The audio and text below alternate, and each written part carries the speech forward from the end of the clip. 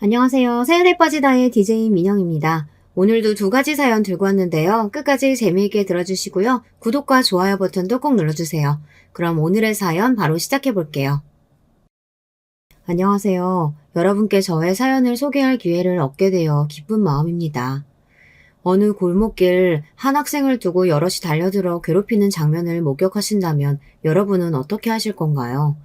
그냥 두고 가시는 분도 있고 경찰에 신고하거나 피해자를 도와주는 분도 있겠죠.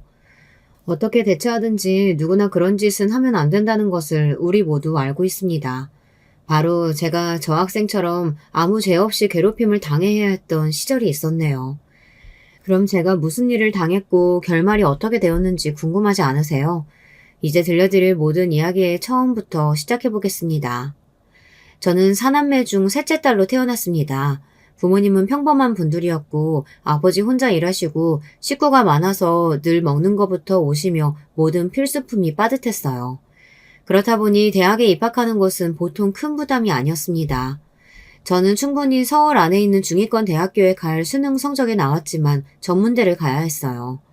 사실 저 빼고 다른 오빠들과 동생들은 적어도 4년제 대학교를 졸업했죠.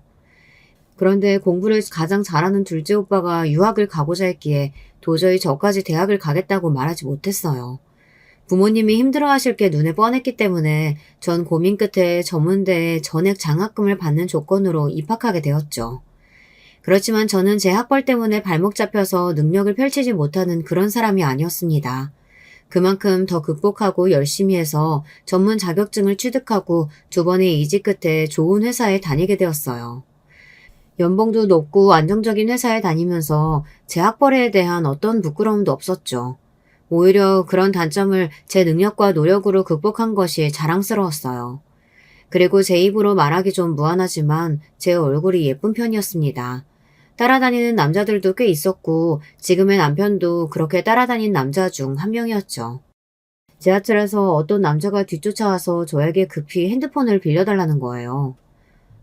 무슨 일인지 모르겠지만 초면인 남자에게 그럴 수는 없어요. 저 우리 엄마가 아프신데 급히 연락을 드려야 해서 그래요. 한 번만 부탁드립니다. 이렇게 사정하는데 차마 모른 척을 할 수가 있어야죠. 그렇게 한 통의 전화를 마치고 저에게 핸드폰을 돌려주며 그는 환하게 웃으면서 또 보자고 인사를 했습니다. 그렇게 얻게 된 제 전화번호로 남자는 수시로 전화하고 문자를 하며 절 따라다녔죠. 낯선 남자를 못 믿겠어서 멀리했는데 알고 보니 신원도 확실하고 괜찮은 사람이었어요. 그렇게 약 1년간의 구애 끝에 전 드디어 그의 마음을 받아주고 결혼까지 약속하게 되었습니다. 처음 본 순간부터 난 당신 없이는 못 사는 사람이 되었어. 그러니 제발 나랑 결혼해줘. 당신을 반드시 행복하게 해줄게. 남편의 호기로운 자신감에 이끌려서 어쩌다 보니 전 결혼을 앞두게 되었어요. 그의 진실한 마음은 믿고 있지만 시댁 사람들은 그리 편하지 않더군요. 인사를 드리러 처음 시댁에 방문하게 되었습니다. 종로구에 살고 계신 시아버님 한 분뿐 아니라 남편보다 먼저 결혼한 위에 큰형님 내외 그리고 아래 남동생 내외가 기다리고 계셨죠. 시모는 2년 전쯤 뇌졸중을 앓으시다 세상을 뜨셨다고 해요. 다복한 형제들로 시댁 가족이 많은 가운데 저는 긴장이 좀 됐어요. 하지만 시부는 편안한 미소로 저를 맞이해 주셨어요. 점잖은 시아주버님과 명랑한 서방님들까지 남자분들은 다 좋아 보이셨습니다. 다만 위에 형님과 제 바로 아래 동서 두 사람은 절 맞이할 때부터 팔짱을 끼고 보고 있더군요. 함께 이런저런 대화를 하다 형님과 동서가 휴식을 준비한다며 부엌으로 갔습니다. 눈치가 보여서 저도 슬쩍 일어나서 부엌에 따라가 보았어요. 형님, 새로 와서 모르는 게 많은데 잘 봐주세요. 동서도 잘 부탁해요. 아까 얘기 들어보니까 그쪽에 나온 대학교가 어디라고요? 난 처음 들어봤는데. 다짜고짜 제 학교부터 걸고 넘어지는 형님은 인상도 말투도 무서웠습니다. 분명 함께 있을 때는 조용한 분이셨는데 여자들끼리 있으니 기가 세 보이더라고요. 아, 네. 3년제 전문대라서 아마 잘 모르실 거예요. 하지만 곧 대학원 석사과정도 하면서 부족한 공부 더 할 계획입니다. 등록금만 있으면 다 입학시켜주는 그런 석사가 무슨 소용이야. 시어머니가 돌아가시고 나서 집안 대소사는 다 내 마음대로 하니 앞으로 내 말만 잘 따르면 돼. 이게 무슨 일이지? 다짜고짜 반말하면서 형님은 제게 기싸움을 시작하는 것 같았습니다. 하지만 그렇게 강하게 찍어 누르는 기센 여자의 비위를 맞춰주고 싶지 않았어요. 저야 물론 형님과 사이좋게 지내고 싶죠. 하지만 그건 서로 간에 예의를 다할 때 가능한 거 아닐까요? 얘 봐라. 동서, 얘 하는 말 들었지? 전문대졸이라 그런지 사람 말을 잘 못 알아듣고 딸리나 봐. 그러게 말이에요. 이래서 사람은 배움이 중요한 법인데. 예비 형님, 우리 형님하고 저는 서울에서 4년제 대학 나왔다고요. 그리고 엄연히 집안 선배인데 그렇게 뻣뻣하게 굴면 되겠어요? 아, 그럼 동서랑 형님은 어디 서울대 연고대라도 나오셨나요? 두 여자는 아무 말도 하지 못했습니다. 이미 예비 신랑에게서 들어서 알고 있거든요. 둘의 출신 대학은 건국대랑 명지대라던가 그랬어요. 어쨌든 대놓고 학벌을 내세울 정도의 수준은 아니었기에 그들은 참 기가 찼습니다. 형님과 동서와 첫 대면은 좋지 않았지만 그래도 앞으로 사이좋게 풀어나가면 될 거라는 제 생각은 착각에 불과했습니다. 결혼하고 난 뒤 그들은 못된 시어머니보다 더 저를 괴롭혔거든요. 형님과 동서는 자기들끼리 똘똘 뭉쳐서 텃세를 심하게 부렸어요. 제 말은 듣는 둥 마는 둥 무시하기 일쑤였고 여학교에서 패거를 지어 몰려다니면서 한 명을 괴롭히는 딱 그런 애들처럼 굴었어요. 그런데 요즘 고졸이나 전문대 출신도 있나요? 우리 집도 그렇고 친정 쪽에도 모두 4년제 졸업한 사람들 뿐이에요. 바로 둘째 형님만 빼고 말이죠. 거기에 대고 뭐라고 해봤자 열등감이라 비웃을 것 같아 저는 아무 말도 안 했어요. 이렇게 모였다 하면 제 학력 이야기를 들먹이면서 저를 열받게 하는 게 늘 있었죠. 그런데요, 이때의 괴롭힘은 유치한 따돌림에 불과했습니다. 우리 부부의 경제적 수준이 높아지자 저를 대놓고 혐오하고 괴롭히는 수준도 높아졌어요. 저는 미혼 때부터 다니던 직장을 아들 낳고 키우는 지금까지 다니고 있고요. 경력이 오래되어서 연봉도 꽤 높은 편이에요.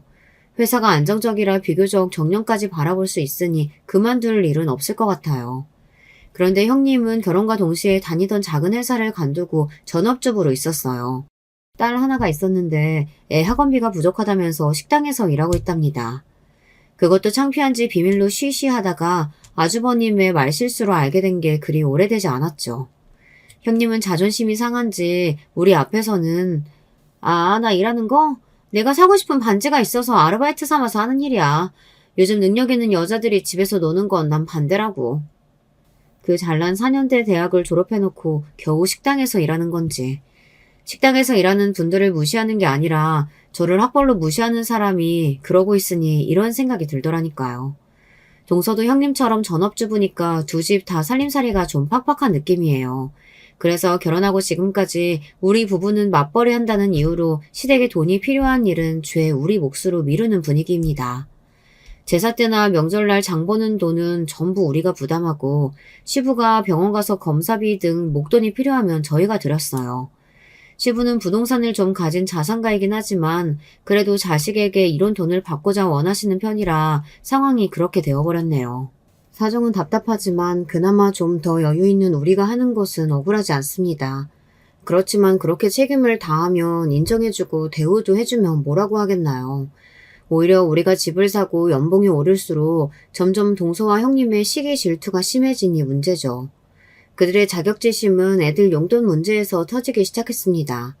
시집와서 초반에 형님네 딸 서연이는 어린아이여서 제가 자주 장난감을 사줬어요.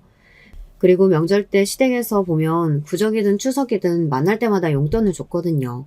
형님은 얄밉지만 조카는 예쁘고 제가 워낙 아이들을 좋아했거든요. 그런데 막상 제 아들이 태어나고서 아주버님네 서방님네 그 누구도 우리만큼 챙겨주지 않았습니다. 서방님네야 아이가 없으니 생각이 짧을 수 있어요. 하지만 형님네는 우리가 조카한테 해준 것들이 있는데 그렇게 잎싹 씻고 있으니 참 보기 안 좋았죠. 우리 아들이 말문이 트일 무렵 큰아빠나 큰엄마가 자기 선물을 안 주니 어린아이 눈에도 이상했나 봐요.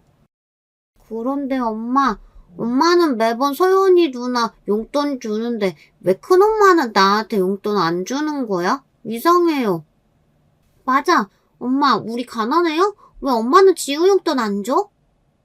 그 말에 형님은 뚜껑이 열려서 우리 아들을 한번 째려보고 자기 딸 서연이 엉덩이를 맴매하며 다른 방으로 데려갔습니다.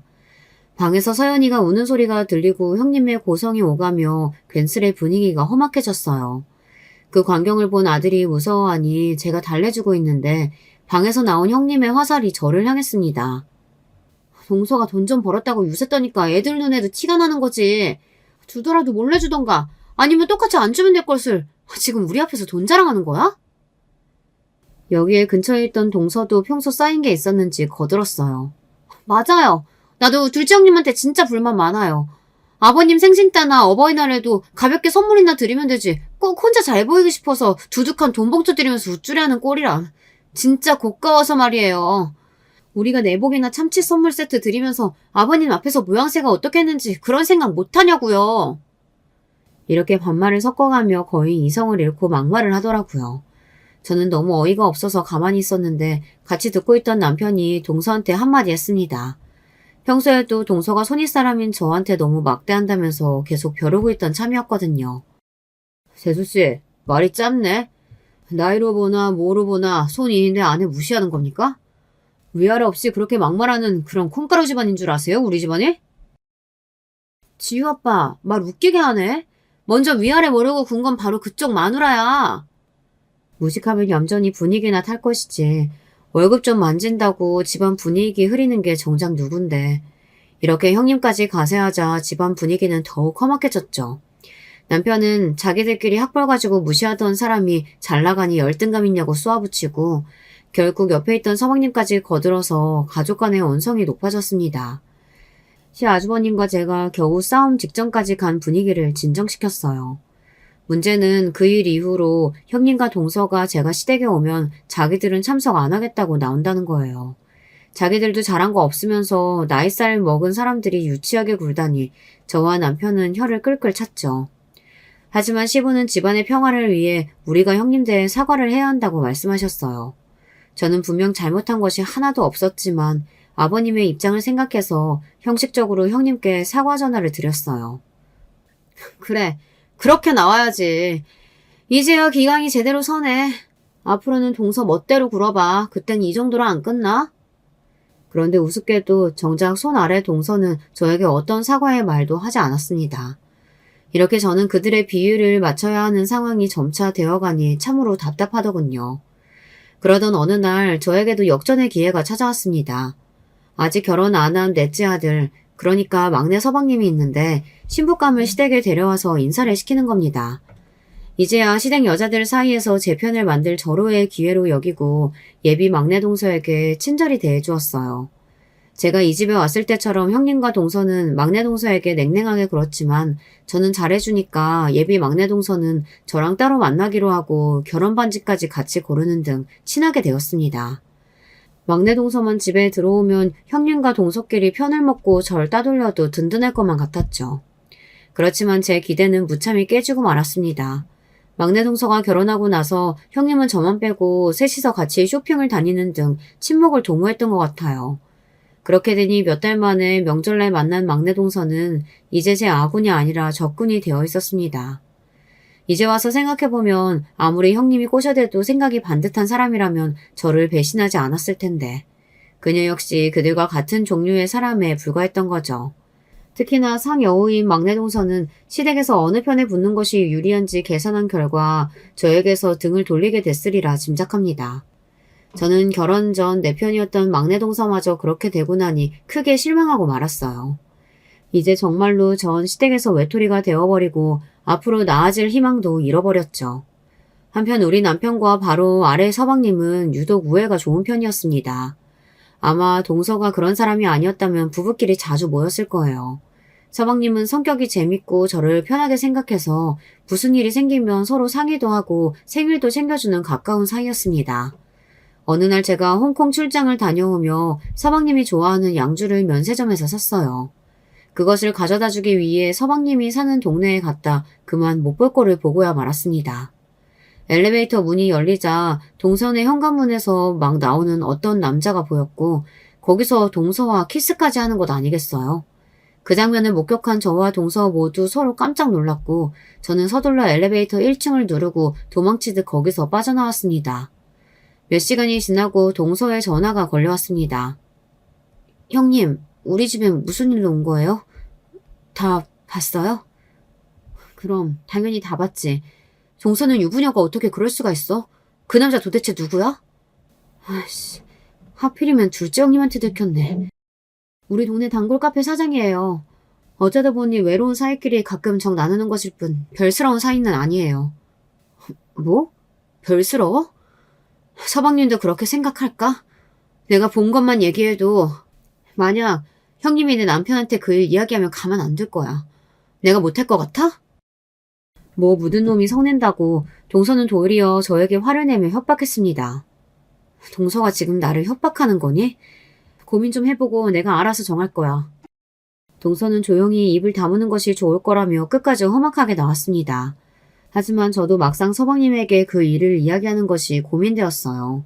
그래서 남편에게 이 일을 이야기하고 같이 상의해 보았죠. 남편은 동생 성격상 앞뒤 생각 없이 이혼부터 할 거라며 섣불리 얘기하기보다는 좀 더 지켜보자고 그 관계를 끝낸다면 비밀로 하자고 했어요. 저도 남편의 말에 일리가 있다고 생각하고 일단은 함구하기로 했습니다. 그렇지만 그런 저의 마음을 모르는지 아래 동서는 그 일 이후로 더 저를 싫어했습니다.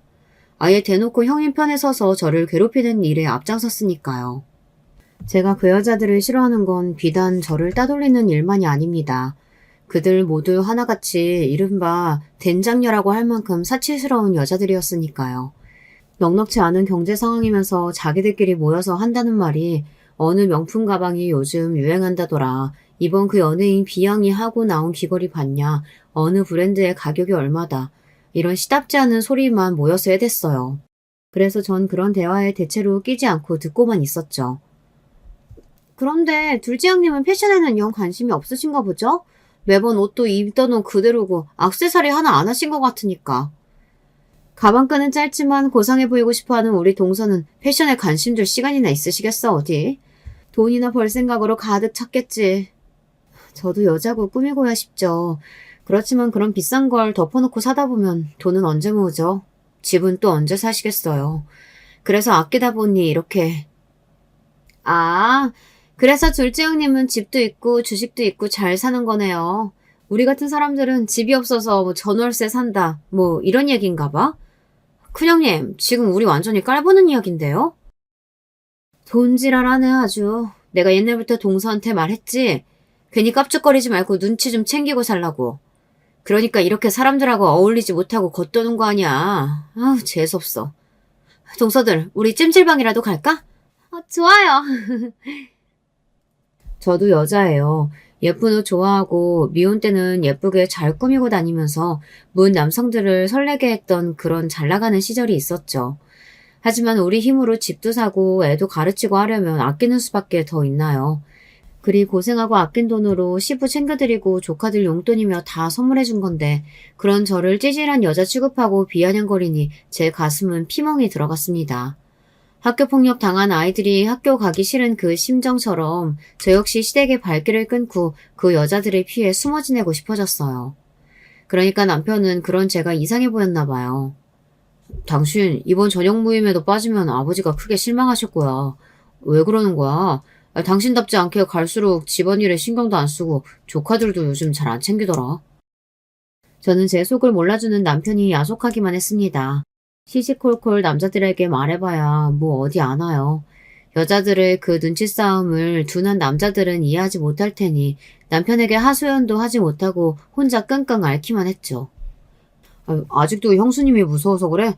함께한 세월이 벌써 9년은 지났는데 이제 당신도 좀 익숙해져봐. 집안 형제 간 우애가 깨지지 않으려면 안사람들 역할이 중요한 거잖아. 아무것도 모르면서 남편은 마치 모든 게 다 제 잘못이라는 뜻인 것 같아 참 서러웠어요.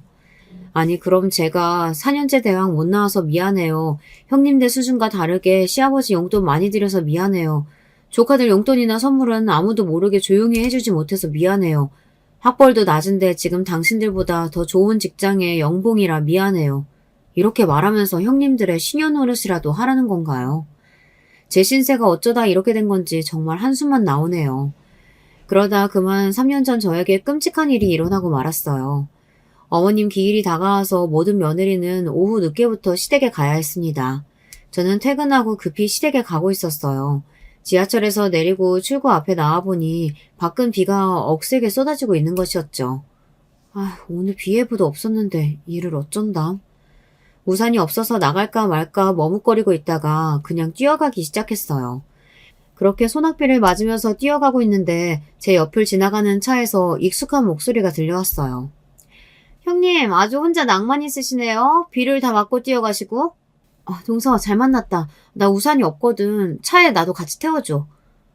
쫄딱 다 젖은 몸으로 내 차에 태워주려면 차 시트 다 젖어요.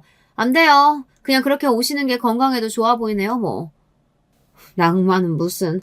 거지같이 찌질한 년. 돈 아끼느라고 우산도 못 샀나 봐? 비 맞는 사람을 차에 태워주기는커녕 저렇게까지 하며 비웃고 가는 저들이 정녕 인간이긴 한 걸까요? 저도 더 이상은 참을 수 없었습니다. 당연히 그들보다 제가 늦게 시댁에 도착했죠. 저는 물이 뚝뚝 떨어지는 채로 형님 동서들의 목소리가 들리는 부엌으로 향했습니다. 그들은 제 모습을 보자마자 무엇이 그렇게 웃긴지 까르르 웃더군요. 어머 형님, 둘째 형님 꼴 좀 봐요. 물에 홀딱 젖은 쥐새끼도 아니고 화장이랑 다 지워지니 꼴사납네. 화가 머리끝까지 치솟은 저는 그간의 울분을 담아서 소리쳤습니다. 당신들이 사람이야? 가족이냐고. 내가 뭘 잘못했다고 이렇게까지 해? 집안 사정 때문에 전문대 간 거 그거 하나로 사람을 이렇게 짓밟아도 되니? 그래, 나 너희들보다 돈 많아. 그래서 돈질을 좀 했어. 너희들은 거시골로 사니까 그런 내가 그렇게 밉던? 일진 패거리처럼 자기들끼리 합세해서 나 하나 바보 만드니까 좋냐고. 그들은 제 말에 표정이 돌변하더니 저에게 다가오기 시작했습니다. 그리고 무슨 일이 벌어진 줄 아세요? 이 건방진년이 어디다 거지라는 거야? 역시 그동안 고고한 척 착한 척 다 하더니 뒤로는 우리 무시하고 돈질하랬던 거 맞네. 그러게요. 역시 우리 속으로 무시하고 있었어. 내가 괜히 그걸 눈치챈 게 아니라니까. 우리 둘째 형님 이대로 둘 거예요? 우리 모두 싸잡아서 거지의 일진 깡패라고 하는데요. 그들은 저를 둘러싸고 이렇게 욕하고 겁박을 한 뒤 잡아 끌어다 마당 흠해진 곳에 오래된 창고에 저를 가두고 말았습니다. 그리고 창고 문을 밖에서 잠가버리고선 이러더군요. 그러게, 그간 잘난 체 좀 했어야지 말이지. 둘째 형님, 거기에서 반성 좀 하셔야겠어요. 2년 내가 언제 한번 쓴맛 보여준다 벼르고 있었는데 잘 됐다. 넌 처음 이 집안에 기어 들어올 때부터 관상이 안 좋았어. 너만 없으면 우리 집안 아주 평화롭고 잘 돌아갈 것 같은데. 동서들 생각은 어때? 옳은 말씀이에요, 큰형님. 들어가시죠. 정말로 형님 동서들은 저를 창고에 가둬두고 그렇게 방치해버렸습니다.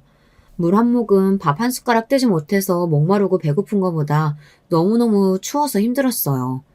비를 맞은 채로 바깥에서 밤을 보내야 했으니 입이 덜덜 떨리고 죽을 것만 같았습니다. 아무리 창고에서 도와달라고 살려달라고 소리를 쳤지만 아무 소용이 없었죠. 창고에서 집까지는 어떤 소리도 들리지 않는 것만 같았거든요. 저는 창고에서 반새 함순도 자지 못하고 울다가 한 번씩 꺼내달라고 소리쳤습니다. 이윽고 다음날 아침이 되자 누군가 열쇠를 여는 소리가 들리더군요. 그렇지만 몸의 기운이 모두 빠져버려서 바로 일어나서 나갈 수가 없었어요. 겨우겨우 기어가다시피 해서 나와서 마당에 쓰러져 의식을 잃고 말았습니다. 얼마나 지났을까 눈을 떠보니 저는 병원에 있었어요. 여보, 도대체 이게 어떻게 된 일이야? 왜 아버지 집 마당에 그런 모습으로 쓰러져 있던 건지 이해가 안 된다고. 설마 강도라도 당한 거니? 여보. 전 차마 말을 잇지 못하고 남편을 붙잡고 대성통곡을 했습니다. 그리고 울음이 좀 진정된 다음에 남편에게 그날 형님 동서들에게 당한 일을 털어놓았죠.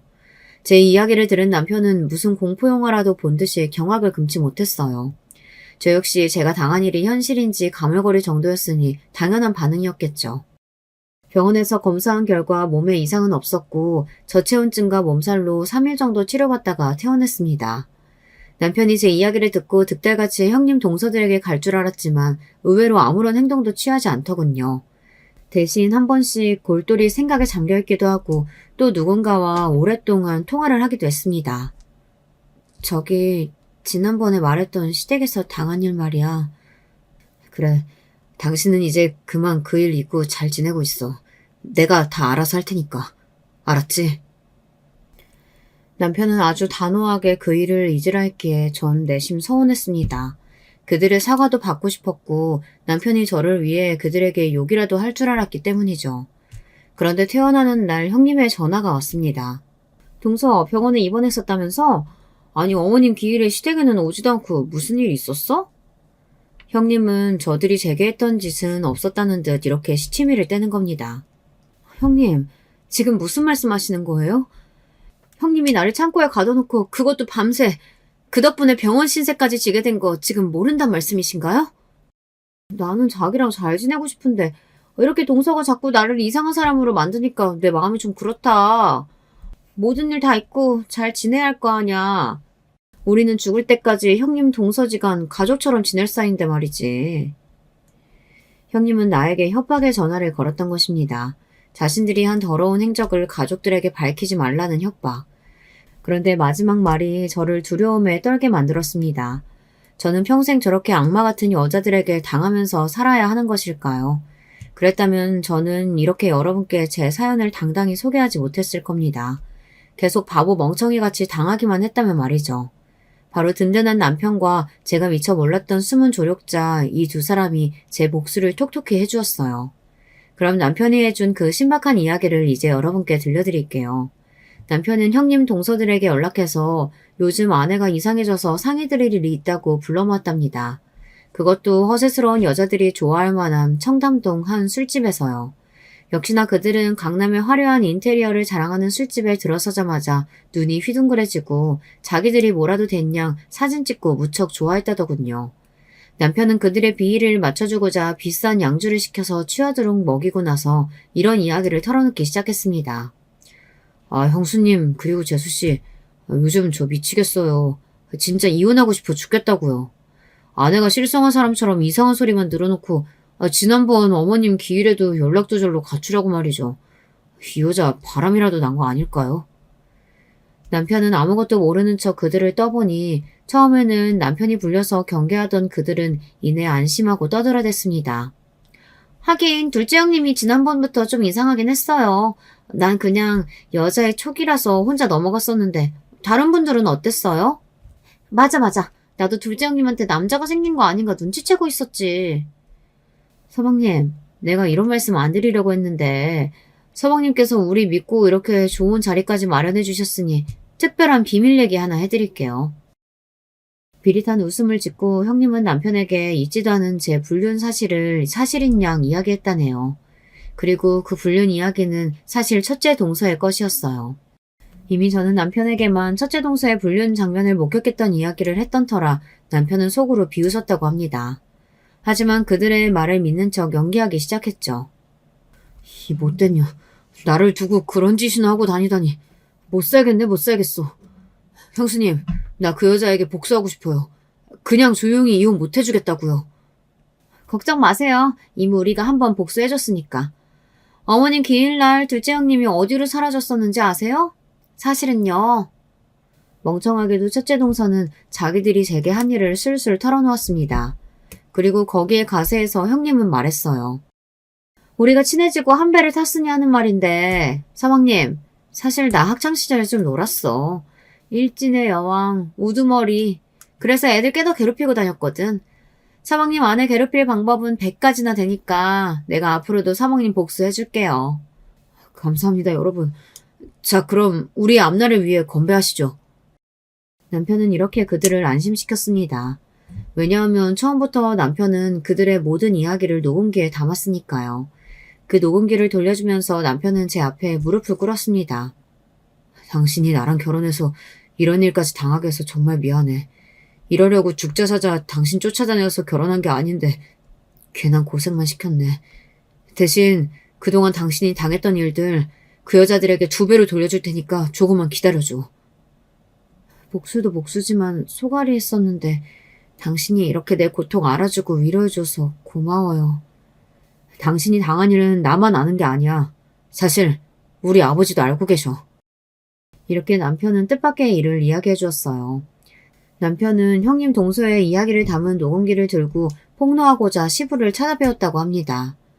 아니, 네가 어쩐 일로 갑자기 집에 왔냐? 그리고 둘째 며느리는 별일 없이 잘 지내고 있는지 모르겠구나. 지난번 아내 기일에 오지 않아서 걱정했는데. 아버지, 형수님과 제수씨들이 우리 집사람에 대해 아무것도 말 안 하던가요? 시부는 모르는 눈치인 것 같아서 그날 당했던 일뿐만 아니라 그동안 그들이 저를 괴롭히고 따돌렸던 일을 모두 말씀드렸습니다. 그런데 가만히 듣고 계시던 시부가 한 가지 고백을 털어놓았습니다.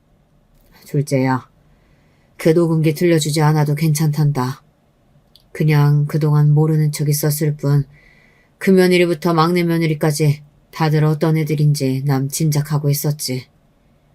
실제로는 말이다. 그날 아침 창고에 갇힌 둘째 아이 꺼내준 거 바로 나다.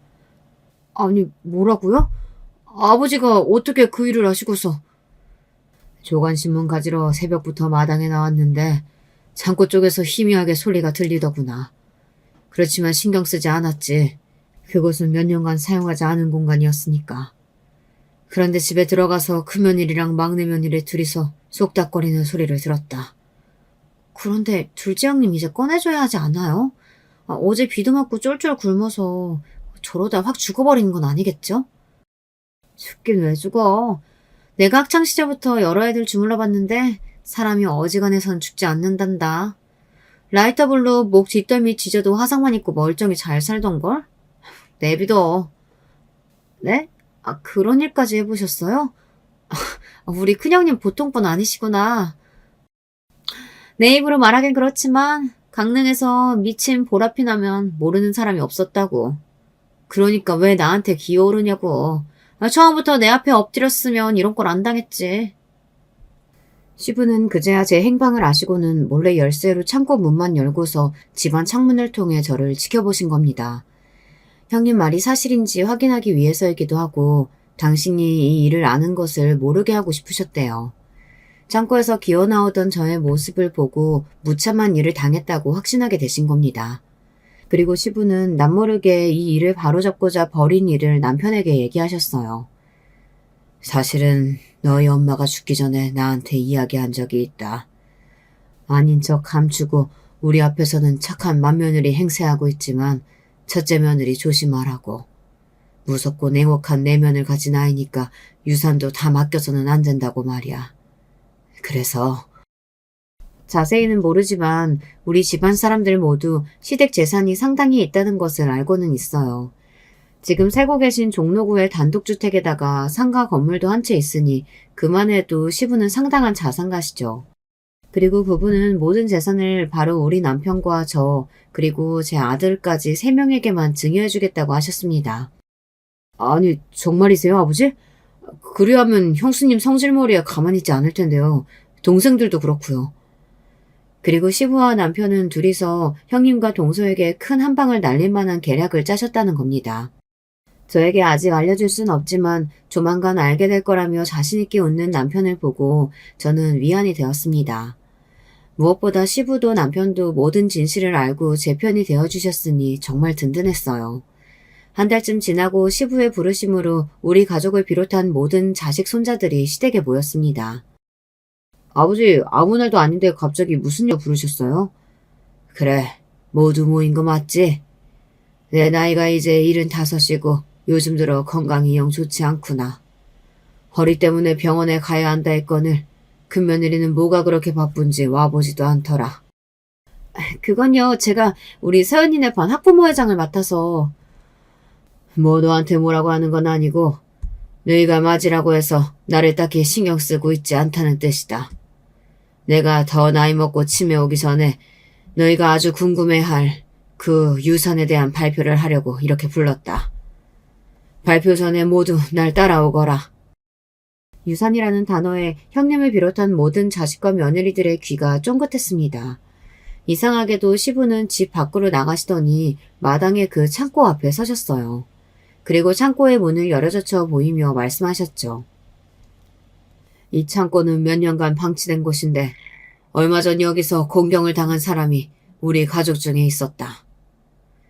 그 말에 동서들과 형님들은 얼굴이 새하얗게 질렸습니다. 나는 내 소중한 자식들 간에 이런 개싸움을 이해할 수가 없다. 그것도 내 집 마당에서. 그러자 동서들은 시부 앞에 무릎을 꿇고 앉아 손이 발이 되도록 빌었습니다. 아버님 용서해주세요. 저희들은 큰형님이 지시한 대로 따른 자밖에 없다고요.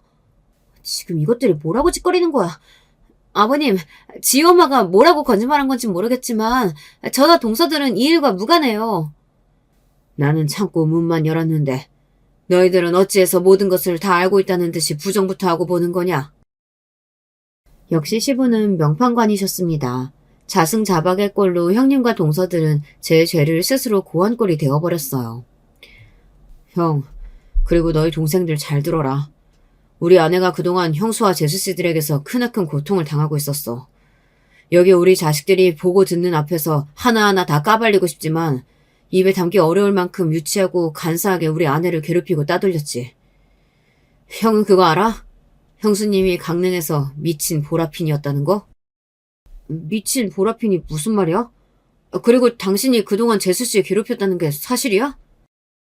그나마 침착하게 오리발을 떼고 있던 형수님은 이제 궁지에 몰리고 말았습니다.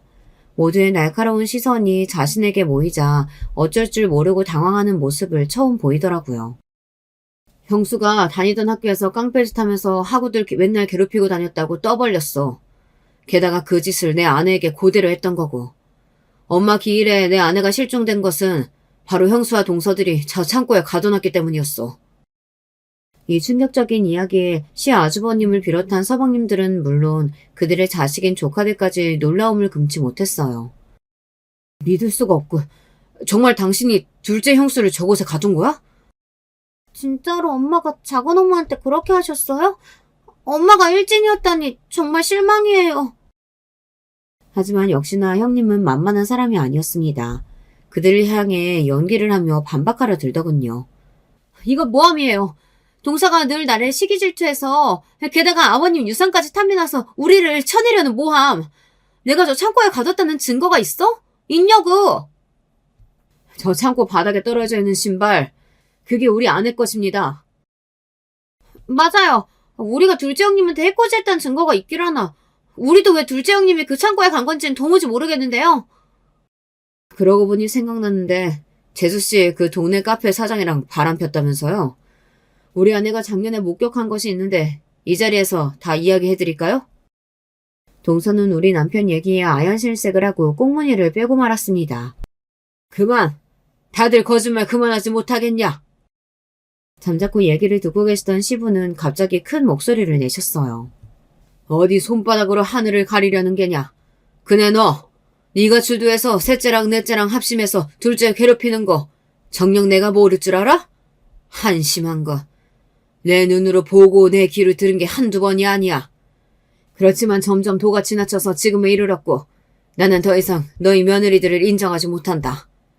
그래서 내 예산 중에서 이 집을 제외한 모든 부동산을 둘째 며느리에게 증여할 생각이다. 아니 아버님은 재산 대부분을 남편도 아니고 저에게 주신다니요. 이 이야기는 모두를 놀라게 했고 남편과 저 역시 처음 듣는 것이었습니다. 아버지 말도 안 돼요. 우리 아내들이 잘못한 건 인정합니다. 그렇지만 유산까지 형수님에게 주실 필요는. 시끄럽다. 내 재산이고 상속이 아닌 증여로 둘째 며느리에게 주겠다고 이미 세무사와 다 얘기해놨어. 지켜보니 그나마 경제적인 개념도 섰고 재산도 많이 불린 재주는 모두 둘째에게 있더구나. 너희들이 반성하고 앞으로 잘하는 모습을 보인다면 또 모르지. 둘째 며느리가 일부를 너희에게 떼어줄지도. 내 발표는 이것이 전부고 되돌릴 수 없으니 모두 돌아가라. 시부는 모두를 물리시고 그렇게 집으로 들어가 버리셨습니다. 남은 자식들은 혼란의 소용돌이 속에 서 있었어요.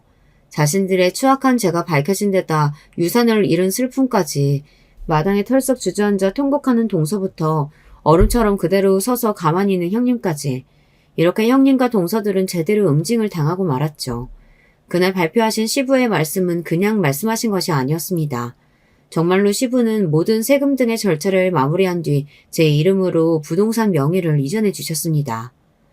아버님, 제가 이 큰 재산을 받아도 되는 건지 모르겠어요. 어떻게 저를 이렇게까지 믿어주실 수 있는 거예요? 몇 년 동안 다 지켜봤다. 우리 집안에서 제일 멀쩡하고 내 재산 잘 지켜줄 사람은 너 하나뿐이더구나.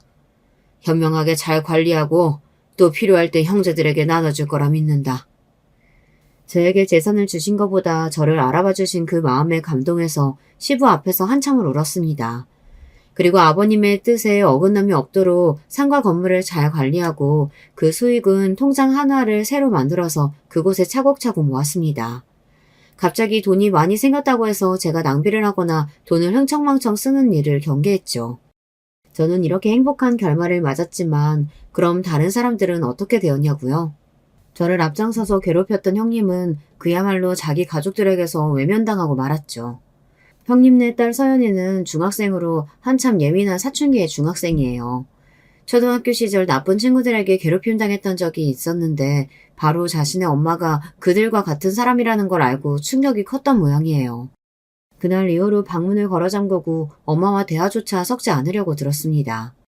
그리고 시아주버님은 형님의 과거에다가 자기 아내 때문에 유산 한 푼 받지 못한 신세가 되었다는 생각에 대판 싸우고 나서 별거에 들어갔다더군요. 정확히 말하면 시아주버님과 조카가 등을 돌려서 형님이 집에서 나가 친정집에 얹혀 살고 있다고 들었어요. 하지만 형님이 시아주버님과 다시 합칠 가능성은 거의 없어 보이니 결국은 이혼하고 말겠죠. 그런가 하면 몇 달도 안 돼서 이혼해버린 탓에 다시 보지 못하게 된 동서도 있어요. 카페 사장과 불륜한 것이 알려지자 서방님은 곧바로 첫째 동서에게 이혼을 요구했습니다. 불륜이 아니어도 그간 시댁에서 벌인 짓들에 대해 실망이 컸던 서방님은 자식도 없는 마당에 이혼이 두렵지 않았을 것 같네요. 그리고 서방님은 폭로의 그날 뒤 저를 찾아와서 직접 사과까지 하셨습니다. 형수님, 정말 죄송합니다. 저는 형수님이 저를 도와주셨던 부분도 있고 해서 늘 존경하고 따랐는데 정작 제 마누라는 형수님께 그런 짓을 하다니 용서하기 힘드시겠죠. 그 사람이랑 갈라설 거니까 이제 만날 일 없으실 거예요. 저도 잘한 짓은 없지만 그래도 천천히 용서해 주시리라 믿고 싶습니다. 서방님은 저에게 살가운 남동생 같은 사이였고 그의 아내가 저지른 것은 서방님과 무관한 일이잖아요. 저는 서방님께 개의치 말고 앞으로도 잘 지내자고 격려해 주었어요. 그리고 저를 찾아와서는 석고대죄를 한 동서도 있었습니다. 바로 막내 동서죠. 막내 동서가 나한테 무슨 일이야? 형님, 제가 이렇게 바닥에서 100번, 아니 1000번이라도 절 올릴게요. 저 좀 살려주세요. 남편도 형들처럼 저랑 갈라서고 싶다고 해요. 우리 애가 이제 겨우 3살인데 어떻게 헤어지겠어요. 남편이랑 매일 부부싸움도 하고 난리도 아니에요. 지난번에는 저 뺨까지 칠 뻔했다니까요. 동서가 한 짓이 오죽하면 착한 막내 서방님이 그러겠어. 겨우 뺨 갖고 이 난리야? 날 밤새 창고에 가둬둔 동서의 얼굴이 난 아직도 잊혀지지가 않아. 그러니까요. 제가 잘못했어요. 그래도 우리는 좋았던 시절이 있었지 않아요? 저 결혼하기 전에 형님이랑 따로 얼굴도 보고 결혼 반지도 직접 골라주셨잖아요. 그랬던 사이로 우리 다시 돌아가봐요. 저 앞으로 잘할게요. 글쎄, 나도 동서가 들어와서 내 편이 되어주길 바랬던 적도 있었지. 그래서 그들에게 돌아선 동서에게 더 서운했던 것 같아. 아직 나한테 용서를 바라진 마. 이제 그만 가. 저는 매몰차게 막내 동서를 내보냈습니다. 그녀는 큰형님부터 셋째까지 가정이 파탄난 것을 보니 무서웠던 게죠. 막내 동서는 지금까지 저에게 문자와 전화로 용서를 빌고 있습니다. 여러분, 과연 저는 하나 남은 막내 동서를 용서해야 할까요? 가끔은 저 하나로 인해 남편의 형제들 모든 부부가 사이가 깨진 것 같아서 죄송스러운 마음이 들더라고요. 그래서 막내만은 잘 지냈으면 하는 바람도 있습니다. 그렇지만 솔직히 아직 용서가 안 되는 것도 사실이에요. 하지만 결국 언젠가는 제가 용서해야 할까요? 지난 설에 시아주버님과 조카 서연이만 시댁에 방문했습니다. 그리고 서연이는 전에 없이 저를 쭈뼛대고 서먹해 했죠. 저는 그런 서연이를 따로 데리고 나가서 햄버거를 사주면서 그랬습니다. 서연아, 너희 엄마가 나한테 한 일들은 서연이하고는 하나도 상관이 없어. 나는 우리 서연이가 아직도 너무 예쁘고 사랑스러워. 우리 처음 만났을 때 서연이가 3살쯤 되었을까? 미끄럼틀 사줘서 고맙다고 내 보루에 뽀뽀도 해줬었잖아.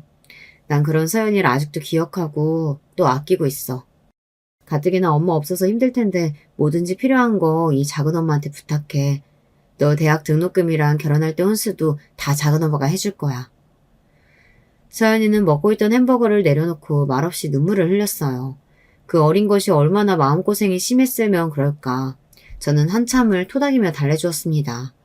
조카에게 해준 말은 빈말이 아니었습니다. 실제로 시부가 물려주신 부동산에서 나오는 임대료를 관리한 돈으로 나중에 우리 조카들 대학 등록금이나 큰일 앞두고 필요한 때마다 목돈을 줄 계획이에요. 그리고 이 계획을 말씀드리자 시부는 감탄하며 저에게 잘 부탁한다고 말씀하셨어요. 이번 일을 겪으면서 남편은 더욱 저를 신뢰하고 우리 가족 사이가 돈독해졌습니다. 엄마, 바보같이 그런 일 참지 말라고요. 내가 태권도 유단자인데 앞으로 누가 괴롭히면 아들한테 제일 먼저 일러요? 이렇게 말하는 든든하게 자란 아들도 있으니까요. 저는 세상 부러울 것 없는 행복한 여자입니다. 아무리 부조리함이 판치는 세상이지만 권성징악이 살아 숨쉬고 있었어요. 제가 그 산 증인 아니겠습니까? 그러니까 여러분 주위에도 아무 이유 없이 사람을 괴롭히는 악인들은 꼭 언젠간 더 큰 벌을 받을 거라고 믿어주세요.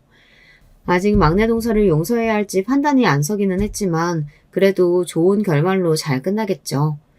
이제 제가 준비한 이야기는 끝이 났습니다. 잘 들어주신 구독자 여러분께 감사드려요. 무탈하고 행복한 하루 되시길 바랍니다. 안녕히 계세요. 저는 이혼 가정에서 자라났어요. 친정 아빠가 바람을 피우셨는데 친정 엄마는 그걸 용서하지 못하셨을 뿐더러 심지어 맞바람을 피우셨어요. 가정의 파탄이었죠. 그런데 그 고통을 지나온 제가 어째서 바람을 피우는 남편과 만나게 되었는지 정말 미치고 환장할 노릇이었습니다. 남편하고 결혼한 계기는 둘러댈 것 없이 임신 때문이었어요. 3년간의 연애가 이어지던 도중에 갑작스럽게 생명이 찾아왔던 거였죠. 둘 다 당장 결혼해도 전혀 이상하지 않을 적당히 나이가 찰 대로 찬 입장이었기 때문에 3년 열을 만나온 만큼 은연중에 결혼을 머릿속에 그리고 있었어요. 적어도 저는 그렇게 생각을 해왔었고요. 남편 역시도 지나가는 말로 자주 우리가 결혼하고 나면 일하는 가정을 자주 했었습니다. 그래서 임신을 알게 된 직후 당연히 결혼으로 생각이 저는 귀결이 되었고 남편 또한 흔쾌히 그러리라 예상했었어요.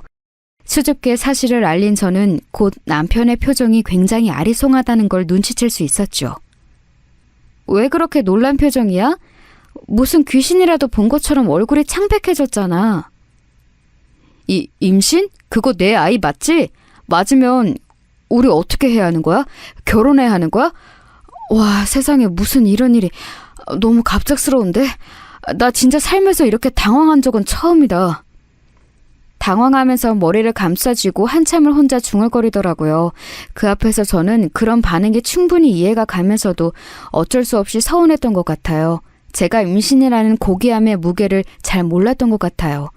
왜냐하면 임신을 이미 해버렸기 때문에 남편에게 서운함을 느끼든 어쩌든 저는 어딘가 을의 입장이 된 것 같았거든요. 마치 남편에게 책임 좀 져달라고 숙이고 들어가는 느낌이었다고나 할까요? 지금 생각해도 그때의 제 입장과 기분은 정말 미묘했던 것 같습니다. 임신 문제에 있어서는 아주 신중하고 또 더욱 조심했어야 했던 거예요. 저는 흔하게 널린 중소기업 규모의 직장을 다니고 있었고 남편은 대기업 언저리에 드는 중견기업에서 꽤 잘 나가는 부서에 속해 있었으므로 결혼 정년기의 미혼 얌녀 조건에서 본다면 남편이 저보다 앞섰네요. 저보다 연봉이 당연히 훨씬 높았어요. 그래도 남편이 저하고 사귀는 동안 입버릇처럼 남자가 여자한테 얻어먹고 다니면 수치다 라는 식으로 말을 하고 다녔던 만큼 째째하게 구는 사람은 아니었습니다. 그러니까 제가 애초에 이 남자하고 결혼할 생각을 계속 가지고 있었겠죠. 아무튼 결혼을 하는 것으로 흐름이 금방 흘러가게 되었는데 남편이 저보다 훨씬 낫다고 주장하며 이 결혼을 무척 속상해하는 인물을 제가 맞닥뜨리게 되었지요. 쉽게 예상이 가는 그 인물은 바로 제 시어머니셨습니다. 우리 귀한 아들, 태어났을 때부터 얼굴에 명석함이 보여서 이름도 명석이라고 이름을 지은 우리 집안의 귀한 장남. 아직 제대로 선자리 한 번을 물색한 적이 없건만 내가 느림보처럼 군 게 패착이었구나. 내가 민기적거리는 사이에 이런 대형 사고가 터질 줄이야. 우리 명석이를 고작 너 같은 수준에게 내어준다는 게 지금 이게 당최 말이나 되는 얘기니? 많이 놀라셨을 그 심정 저도 이해합니다. 죄송하고 민망한 심정이에요. 이왕 이렇게 된 것 제가 정말 앞으로 잘하겠습니다. 부디 노여움 푸세요. 얘 봐라. 말 한번 번지르르하게 잘하네. 공손하고 차분한 척 구는 꼴이 청순 가련한 것에 사족을 못 쓰는 생각에 1차원적인 혈기왕성한 남자들 꼬여내려고 작정하면서 수를 쓰는 모양새야. 각종 인생 풍파를 다 지나온 내 눈은 못 속여. 내가 이런 거 잡아내기로는 고수도 아니고 도사인 사람이야. 시어머니께서는 눈을 희번덕거리시는데 왠지 그걸 보는 것만으로도 오금이 저려서 저는 고개를 떨구었습니다.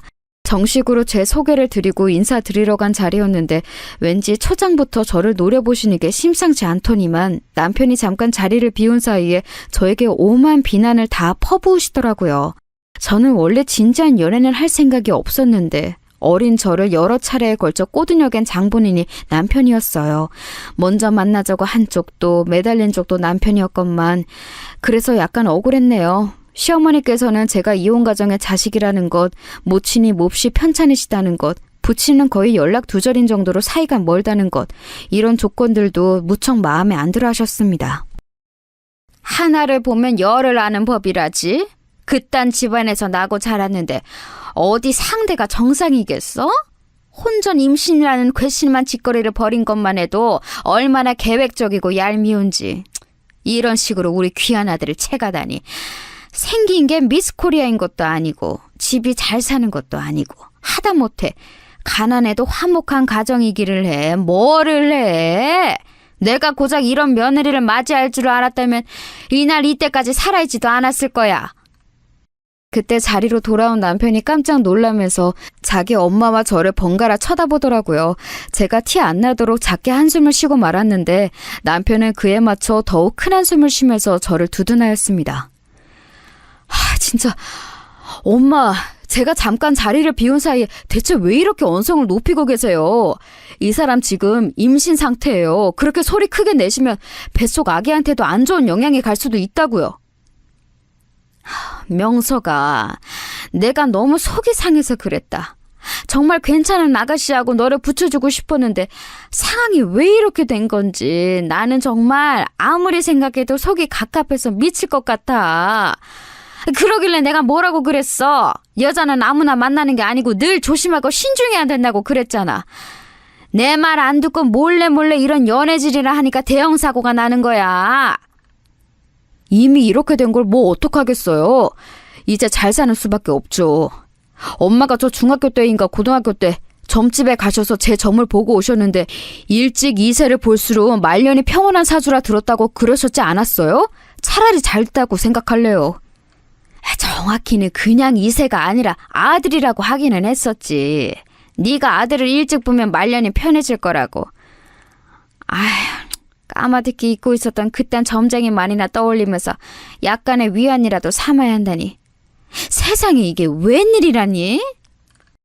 시어머니께서는 가슴을 치시며 한탄하셨지만 남편의 말 맞다나 이미 이렇게 된 상황이었으므로 별 뾰족한 수도 없으셨던 것 같네요. 처음 정식으로 인사를 드렸던 그날 이후로는 저를 향해 대놓고 적대심을 표출하지는 않으셨습니다. 저를 보면 머리가 아프시다는 듯 인상을 좀 쓰시긴 했어도 그뿐이었죠. 빠르게 진행된 결혼, 신혼살림 차리는 것도 다 신경을 써주셨어요. 저희 부부는 아주 조용히 자그마한 규모의 결혼식을 서둘러 올렸더랬죠. 다만 한 가지, 시어머니께서는 저에게 태어날 아기에 대한 압박은 몇 번 주셨습니다. 설마 네가 딸을 낳을 작정은 아니겠지? 그렇다면 정말 하등 도움이 안 되는 거니까 행여나 딸 낳을 생각은 하지도 마라. 아직 아기 성별을 알지 못해서 뭐라고 대답을 해드려야 할지 모르겠는데 어머님 죄송하지만 딸이라도 어쩔 수 없다고 생각합니다. 그래도 소중한 생명인 건 변함이 없으니까요. 반드시 아들을 낳겠다고 해야지. 너는 말로나마 그런 다짐 한번 못하니? 그런 나태한 정신머리로 사니까 인생을 보람되게 살지 못하고 남자 하나 물어서 시집이나 잘 갈 생각이 나고 자빠졌고 혼전 임신이나 덜컥한 건 아니야? 아이고, 나 또 머리 아파서 골병이 막 들라 그러네. 하여간에 너는 딸을 낳으면 네 쓸모는 없다는 걸 증명하는 셈이니까 그런 줄은 알고 있어. 저 어머님, 저는 저희 부모님의 아들이 아니라 딸로 태어났다고 해서 억울하거나 힘들거나 한 일이 없었어요. 옛날에 점집에 다녀오셨다는 일로 제가 아들을 낳기를 원하시는 것 같은데 그건 미신일 뿐이라고 생각해요. 그리고 첫째가 아니라 둘째가 아들이 될 수도 있는 거잖아요. 아우, 시끄러워. 너는 아들 낳을 자신 없다는 소리를 왜 그렇게 장황하게 돌려서 하니? 돌려 돌림판이야? 네? 그치만 어머님, 자식의 성별을 결정짓는 건 여자가 아니라 남자예요. 그러니까 제가 딸을 낳든 아들을 낳든 그건 오빠의 영향이라는 거죠. 제가 알고 있던 상식으로 조용히 반박해 드렸을 때 시어머니께서는 입을 쩍 벌리신 채 굳어버리셨죠. 그 이후로는 태어날 아기에 대한 압박을 가하시는 것도 그만두셨어요. 솔직히 밝히자면 저는 딸이든 아들이든 정말로 상관이 없었습니다. 그러나 굳이 하나를 골라야 한다면 제 첫 출산의 산물이 아들이기를 바라기는 했었어요. 상황이 그러한데 제가 어떻게 아무런 심리적 압박이 없었겠나요? 왠지 눈치가 보였죠. 저는 어렸을 때부터 품었던 바람 중 하나가 훗날 결혼해서 가정을 꾸리게 된다면 정말 화목하고 행복하게 복작복작 거리면서 사는 그림을 실현하는 것이었어요. 그런 것에 대한 동경이 있었지요. 남편과 비록 불타오르는 애정을 주고받으며 만나온 관계는 아니었고 만날수록 생기는 편안함이라든지 익숙함이라든지 이런 게 좋아서 연애를 이어온 게 확실히 더 컸던 것 같지만 기본적으로 믿음이 있었어요. 결혼하게 될 수도 있는 상대이고 그렇게 되면 잘 살 것 같다고요. 그런데 막상 결혼해서 부부가 되고 나니까 제가 임신을 한 상태임에도 남편의 태도가 제가 막연히 상상해왔던 것과는 달라서 기분이 좀 가라앉았죠. 요란 법석을 떨면서 저를 떠받다 들어주는 건 상상도 안 했지만 그래도 결혼하기 전보다 저에게 애정 표현을 많이 해줄 줄 알았거든요. 제가 남자라는 생물을 잘 몰랐던 것 같습니다. 그런데다가 시어머니께서 저를 영 못마땅해 하시니 제 바람과는 그림이 달랐기에 심적으로 좋지 않았어요. 아들을 낳는다면 저에 대한 호감이나 애정이 더 돌아올 것 같아서 그랬기에 저는 제 뱃속의 생명이 이왕이면 아들이기를 바랐던 듯 싶네요. 병원에 갈 때마다 공교롭게도 아기의 자세가 미묘해서 판별이 어려웠기에 다른 산모들보다 제가 아기 성별을 늦게 알았어요. 그리고 몹시 당황했다가 이내 마음을 고쳐먹고 세상 누구보다도 이 생명을 위해주겠다는 다짐을 했죠. 여보, 오늘 드디어 우리 아기 성별을 듣고 왔는데 딸이라고 하네? 핑크가 잘 어울릴 것 같다는 말을 들었거든. 뭐? 딸이라고? 우리 엄마가 하도 손녀 말고 손자 타령을 하셔서 그런가. 나도 은연중에 아들이 태어날 거라고 예상했었는데. 딸이라니? 나는 오히려 좋은데? 나도 딸바보 아빠 이런 거 해볼 수 있겠다. 아들 키우는 것보다 딸 키우는 게 더 재미있을 것 같아. 그치? 나도 귀여운 공주님처럼 꾸며주고 이것저것 예쁜 것들도 얼른 사주고 싶어. 엄마하고 딸하고 사이좋게 친구처럼 지내는 거, 나 그런 거 해볼래. 내가 그렇게 살고 싶으니까. 속으로 내심 떨렸는데 남편이 반색을 해줘서 제 마음이 편안해졌습니다. 저는 그때부터 딸이 태어나면 같이 해보고 싶은 것들을 머릿속에 그리며 행복한 상상의 나래를 펼쳐갔죠. 결혼하고 나서 아이가 생긴 게 아니라 아이가 생겼기 때문에 결혼을 해서 그런지 남편은 그동안 약간 태어날 이세에 대해 덤덤하게 굴어왔지만 성별이 밝혀지고 나자 그때부터 뭔가 구체적으로 현실성이 느껴진 모양이었어요. 갑자기 금전 계획을 새로 짜기 시작하더니 딸이 태어나고 나면 들어갈 금액 같은 것들을 혼자 막 정리하더라고요. 그러면서 회사에서 추가 수당이 떨어지는 업무들도 전혀 마다하지 않고 해내기 시작했고요. 그 모습을 보면서 기분이 고무되었어요. 너무 좋더라고요. 이제야 뭔가 제대로 돌아가는 느낌이었다고나 할까요? 친정 엄마께서 건강이 몹시 안 좋으신 상태였기 때문에 제 바람이 또 있다면 무사히 건강한 아기를 낳아서 친정 엄마께서 돌아가시기 전에 손녀의 모습을 보여드리는 거였습니다. 열심히 태교를 하겠다고 마음을 다지고 있을 때 저와는 다른 마음을 가진 분도 계셨어요. 시어머니께서는 제가 기어이 딸을 낳는다며 무척 마음에 안 들어 하셨습니다. 우리 명석한 아들을 꼬여내서 나 몰래 내 눈을 피해서 사귀어온 것도 모자라 덜컥 임신을 하더니 그걸 빌미로 결혼을 해서는 기껏 낳는다는 게 딸이야? 우라지. 하나부터 열까지 이렇게 마음에 안 들라고 작정을 해도 이것처럼은 못하겠다. 너는 어째 모든 게 이렇게 밉상이니? 오빠는 제가 딸을 임신해서 너무 좋다고 하던데요. 어머님께서도 생각을 달리 해주셨으면 좋겠어요. 어쨌거나 어머님의 친손녀잖아요. 그래서 내가 더 열이 받는 거야. 우리 명석이는 왜 그렇게 착해 빠졌을까? 근데 이제 와서 하는 말이지만 너 뱃속에 든 그 아이 우리 집안 핏줄은 맞기나 한 거니? 어머님! 그 말씀은 제가 다른 남자라도 만났었다는 건가요? 너무 모욕적이네요. 그 말씀 취소해 주세요. 아니 그냥 해본 말 가지고 애가 왜 이렇게 발끈하고 난리야? 이러니까 더더욱 수상한데? 정상적이지 않은 부모 밑에서 자란 애가 뭘 보고 컸겠어? 그러니까 바람 피울 확률도 남들보다 더 높은 거지. 그럼 아기 낳고 나서 유전자 검사 해보면 되겠네요. 그런데 저는 이게 너무 모욕적으로 느껴져서 그때 가서 유전자 검사를 하고 나면 어머님의 사과 한마디로는 도저히 마음이 안 풀리고 해결이 안 될 것 같습니다. 이건 알아두셨으면 해요.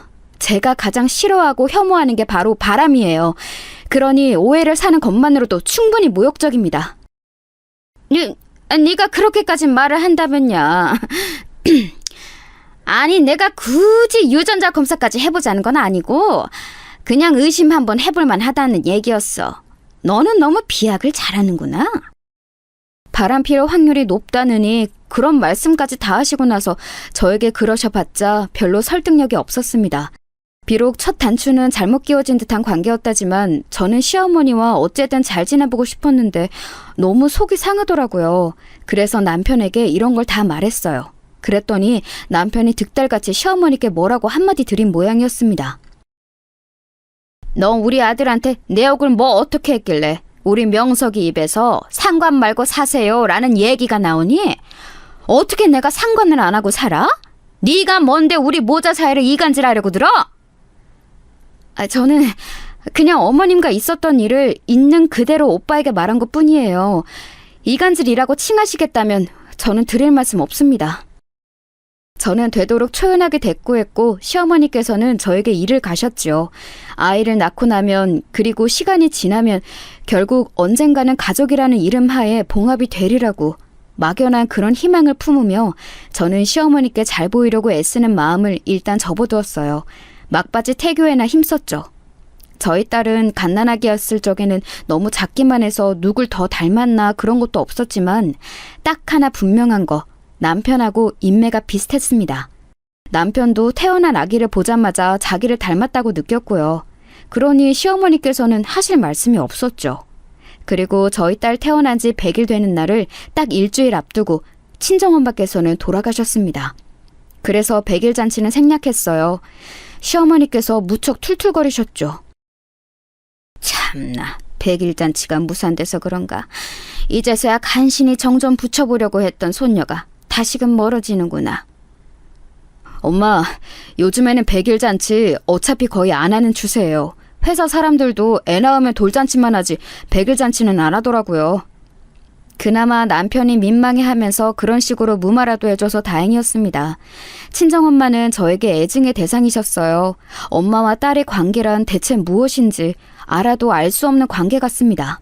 그런 분이 돌아가시자 저는 우울했고 시어머니께서 그렇게 툴툴거리셨던 태도가 가슴에 남아서 그때부터는 정이란 게 좀 떨어졌네요. 친정엄마께서 돌아가시고 나서 저는 친정아빠하고 연락을 주기적으로 하기 시작했습니다. 그전에는 사실 서로가 살아있다는 것만 아는 정도였던 것 같아요. 친정엄마께서 세상을 떠나시며 그것을 계기로 연락을 주고받기 시작했던 거예요. 왠지 어색한 부녀 사이였지만 별것 아닌 오늘 날씨 좋다느니 행복한 하루 보내라느니 하는 짧은 안부 카톡을 주고받는 게 나쁘지는 않았습니다. 하지만 그런 일상도 곧 깨어지고 말았습니다. 언제부터였을까요? 남편이 은근히 꾸미고 다닌다는 인상을 받기 시작했었어요. 여보, 원래 출근할 때 머리 손질은 따로 안 하지 않았었어? 대충 말리고 모양 깔끔한지만 확인하고 늘 그렇게 출근했던 것 같은데 가만 보니까 요새는 머리에 뭘 바르네? 바르는 건 언제 샀던 거야? 나보고 마트 가서 장 볼 때 사오라 하지 않고 직접 사다니 별일이네. 나 원래 머리 손질에 관심 많았는데? 몰랐어? 그동안 당신이 잘못 봤던 거야. 나 원래 이런 거에 신경 쓰는 편이야. 그래? 하긴 우리 연애할 때 종종 머리에 힘준 거 몇 번 보긴 했었다. 아, 맞다. 내일 소아과 가는 거 야간 진료로 가야 할 것 같아. 요즘에 대기가 너무 많아서 낮에는 못 가겠어. 여보, 혹시 일찍 퇴근하면 같이 갈래? 병원 갔다가 저녁 먹고 들어오면 되잖아. 아니, 됐어. 그럼 내일 저녁에 당신 일정이 있단 소리네? 잘 됐다. 나도 회식 있어. 먹고 들어올게. 당신도 느긋하게 볼일 봐. 여자의 직감인지는 몰라도 참 이상하게 느껴지더라고요. 하루 전인데 갑자기 다음날 회식이 있다고 말을 하는 것도 이상했고, 저나 아기나 뭘 하든 자기는 별 관심이 없다는 투로 제 귀에는 들렸습니다. 묘하게 찜찜하여서 마음에 담아뒀었는데 얼마 후 제가 새벽 중에 남편의 휴대폰을 보게 되었어요. 일부러 작정하고 뭘 뒤져보려고 한 건 아니었습니다. 자정이 넘은 시각에 아기가 울고 보채고 자꾸 칭얼거려서 제가 어르고 달래던 중이었어요. 참고로 저희 아기는 통잠이라는 걸 안 잤기 때문에 제가 낮이고 밤이고 새벽이고 가리지 않고 계속 품에 안아들어야 했는데 남편이 도와준 적은 맹세코 단 한 번도 없었습니다.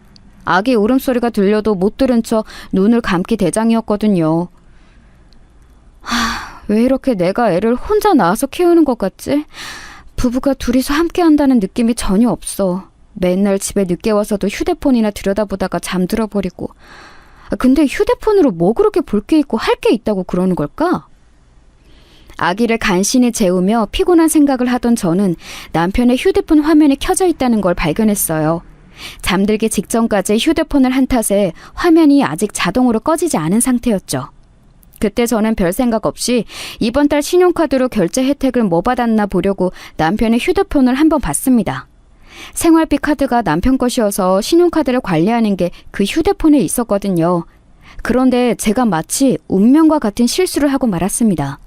농협 앱을 누른다는 게 그만 같은 초록색인 스타벅스 앱을 눌러버린 거예요. 스타벅스에서 커피를 사 마시면 그만큼 쿠폰이 쌓이는데 그게 메인 화면에서 바로 보였습니다. 그리고 저는 이상한 점을 발견했죠.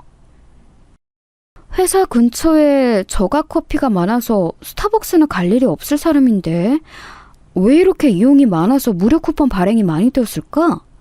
혹시 부서에 커피라도 쌌나? 이상한 것 같아서 내역을 눌러봤습니다. 그리고 저는 그 야심한 새벽에 온몸이 소름이 돋는 경험을 하게 되었어요. 사용처는 저희 집 근처도 회사 근처도 아니고 시댁 근처도 아닌 완전히 다른 동네였습니다. 그런데 늘 일정하게 그곳을 들렀는데 시간대가 평일 퇴근 직후 주말 오전이 대부분이더군요. 게다가 주문한 음료는 항상 2잔이었으며 그중 한 잔은 언제나 기본 아메리카노 커피였고요. 그리고 나머지 한 잔은 녹차 음료나 초코 음료였습니다. 그런데 남편은 우유 들어간 음료를 별로 안 즐겨요. 그래서 녹차, 초코 이런 거 절대 안 마십니다. 연애 때부터 봐와서 제가 잘 알았어요. 그럼 기본 커피를 제외한 나머지 한 잔의 주인공은 누구였단 말인가요? 문자, 카톡 통화 내역을 보는 동안 심장이 두근거렸습니다. 하지만 거기서는 별다른 이상한 걸 찾지 못하였어요. 그러나 의심이 싹을 틔우자 걷잡을 수가 없더군요. 남편이 출근 준비를 하면서 혼자 희죽거리거나 잘 안 하고 다니던 넥타이를 찾는 모습에 자꾸만 나쁜 생각이 들었어요. 그러다가 저는 아주 어이없는 지점에서 진실을 알게 되었습니다. 바로 시어머니와의 통화에서요. 어머님, 제가 최근에 먼저 연락을 못 드려서 죄송해요. 아기가 자꾸 열이 올랐다 내렸다 하는 통에 제가 좀 정신이 없었네요. 너에게 애당초 기대도 안 했으니 죄송할 것 없어. 근데 우리 손녀가 엄마를 잘못 만나서 세상에 태어나자마자 고생을 하는 것 같아서 나는 그게 마음이 아프네. 네? 어머님, 굳이 따지자면 엄마보다 아빠를 잘못 만나지 않았을까요? 육아의 유자도 모르고 일절 가사 노동에는 참여조차 안 하려고 들고 회피만 하는 아빠를 만났으니 저희 아기가 참 가엾습니다. 엄마로서 제가 아기한테 미안해요. 아기가 문제가 있어서 평일에는 늦게까지 휴대폰이나 하다가 잠들고 주말에는 지인들하고 약속 있다면서 허구한 날 나가버리는 아빠를 만나야 했단 말인가요? 제가 너무 미안해서 미칠 것 같아요. 뭐야? 너 말 다 했니? 우리 귀한 아들이 밖에 나가서 힘들게 사회생활하며 돈 버는 동안 집에서 탱자 노는 주제에 뭐가 어쩌고 저쩌? 내가 이러니까 우린 명석이가 다른 여자 만난다고 하길래 나무라기는커녕 쌍수 들고 환영한 거야. 방금 뭐라고 말씀하신 거예요? 다른 여자요? 제 귀를 의심했습니다. 남편에게 다른 여자라니요. 저는 그런 식으로 남편이 바람이 났다는 것을 확실하게 알게 되었던 거예요.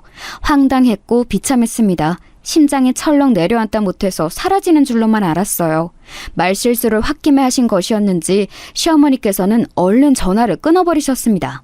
제가 바로 다시 거니까 금세 통화 중이시더군요. 곧장 통화 중이시라니 답은 하나밖에 없었습니다. 남편에게 상황 전달을 하시려고 시어머니께서 그러시고 계신 중인 게 분명했죠. 너무 화가 났어요.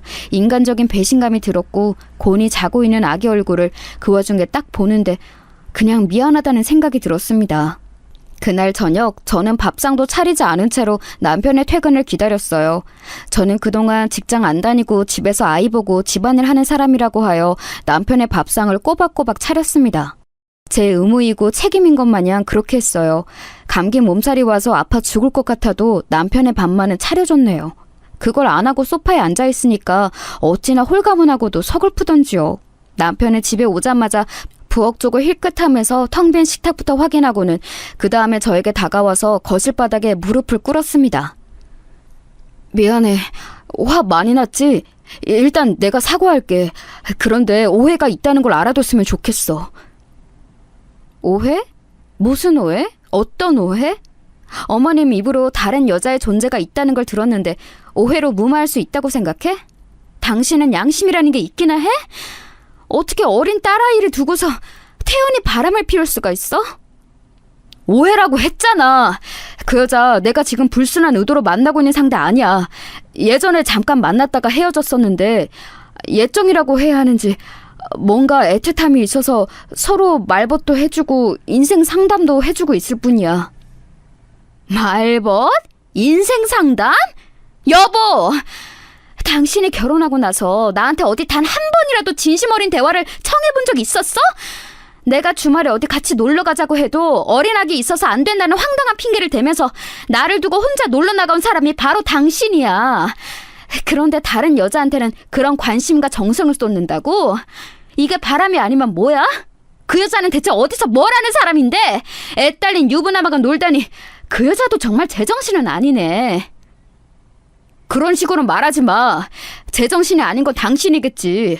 본인이 훨씬 조건 키우는 결혼을 했으면 적어도 자기 시어머니한테는 비굴하게 몸을 낮춰서라도 잘 해드려야 맞는 건데 당신은 그러질 못했잖아. 우리 엄마가 당신을 못마땅게 하시니까 손녀 사랑도 적으실 수밖에 없는 거야. 그러니까 전부 다 당신 때문인 거지. 웬 헛소리야? 바람날고 정당화하고 싶어서 지금 가전수 다 쓰는 거야? 어머님 앞에서 내 편 들어줬을 땐 언제고 그래놓고 왜 이제 와서 전부 내 잘못이래? 당신 정말 비겁하다. 잘못했다고 죽을 죄 지었다고 그러면 될 일이지 쓸데없는 말을 왜 얹어? 너무 어이가 없고 화가 나서 숨이 잘 안 쉬어졌을 정도예요. 그때 저는 느꼈죠. 제가 몸이고 정신이고 이미 많이 나약해져 있었다는 사실을요. 서럽게 울음을 삼키는 제 앞에서 남편은 한숨을 쉬었습니다. 그러더니 한참 후에 정리하겠다고 간단히 말한 게 다였어요.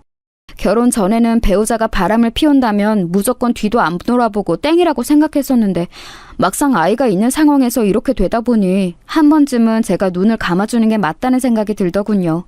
속으로 갈등 많이 했었네요. 제가 이혼 가정에서 자라서 그런지 이혼이란 두 글자를 떠올리기만 해도 지긋지긋했습니다. 어렸을 적에 친정 아빠가 바람을 피우셨어요. 그리고 친정 엄마는 이걸 결코 용납도 용서도 하지 않으셨죠. 중간에 어떤 과정이 더 있었는지는 모르겠으나 두 분은 끝내 서로에게 저주를 쏟아내며 이혼을 하셨습니다. 저는 자연스레 친정 엄마와 살게 되었고요. 그 생활이 정말 힘들었습니다. 친정 엄마는 날이 갈수록 저에게 집착을 하셨고 많은 강요 또한 하셨습니다. 지금 생각하면 친정 엄마께서는 조울증 같은 건 앓으셨던 것 같아요. 외할머니께서는 조금은 갑작스레 돌아가셨을 때 친정 아빠께서 장례식장에 오셨어요. 그리고 친정 엄마는 거의 발작을 하셨었죠. 누구야? 대체 누가 저 인간한테 연락했어? 내가 앞으로 2번 다시 우리 모녀 앞에 나타나지 말라고 분명히 말했었는데 당신이 무시하고 감히 우리 앞에 나타나? 진정해. 내가 지금 당장 사라질 테니까 제발 진정해. 그러다가 순 넘어가겠어. 친정아빠는 당혹스러워 하시면서 거의 쫓겨나듯 자리를 뜨셨는데 그때 눈이 마주치자 저는 얼른 고개를 돌려버렸습니다. 제 쪽에서 먼저 피한 것이었죠. 모르겠어요. 그때는 그래야 할 것 같았어요. 친정엄마와 살면서 하도 친정아빠 욕을 귀따갑게 들어온 것의 결과였을지도요. 그 이후로 친정아빠를 다시 뵙는 일은 없었다가 세월이 흘러서 다시 뵙게 된 건 친정엄마의 장례식장이었네요. 그때서야 이것저것 여쭤보면서 근황을 제대로 알 수 있었죠. 친정아빠는 사업을 하고 계셨으며 재혼도 하신 상태였어요. 당연하다면 당연하게 엄청 어색했죠. 하지만 앞으로 연락이나 종종 하면서 지내자는 친정아빠의 제안에 내심 반가웠습니다. 성격상 겉으로 크게 티를 내지는 못했지만 속으로는 좋았어요. 이토록 복잡 미묘한 가족을 둔 저였기에 제가 꾸리는 가정을 그렇지 않기를 바랐습니다. 제가 억지로 버티고 또 버텨오면서 그 바람을 지켜왔는데 남편이 그걸 깨버린 것이었어요. 상간녀를 정리하겠다고 했으니 어쨌든 저만 눌러 참으면 될 일일지도 모른다고 생각했습니다. 속이 문드러져도 저만 희생해서 가정을 지켜낼 수만 있다면 그것으로 저는 괜찮다고 스스로를 다독였어요. 지금 생각하니까 정말 초라했네요. 하지만 남편은 끝끝내 저를 배신하였습니다. 서류 가방에 여자 립스틱이 들어있더군요. 제 것이 아니었어요. 저는 남편이 귀가했을 때 면전에 그 립스틱을 집어 던졌어요. 공교롭게도 그 옆에는 시어머니께서 함께 계셨죠. 손에 들고 계신 걸로 보아서 간만에 반찬을 가져다 주시려던 참에 남편과 같이 들어오신 모양이었습니다. 너 이게 뭐하는 짓이야? 우리 아들 잘생긴 얼굴에 흠이라도 나면 어쩌려고 물건을 마구 집어던져? 면도도 서툴러서 걸핏하면 턱에 상처내는 사람인데 가벼운 립스틱 맞는 게 대수일까요? 어머님, 왜 자식을 저렇게 키우셨어요?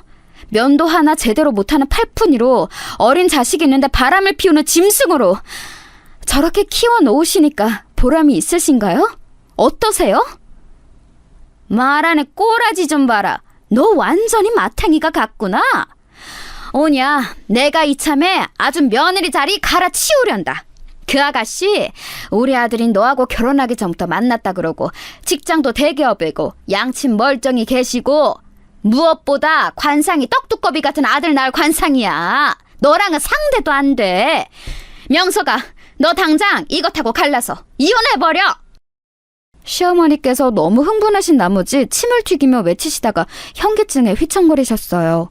남편은 얼른 자기 엄마 부축하면서 그만 좀 하시라고 진정 좀 하시라고 그러더라군요.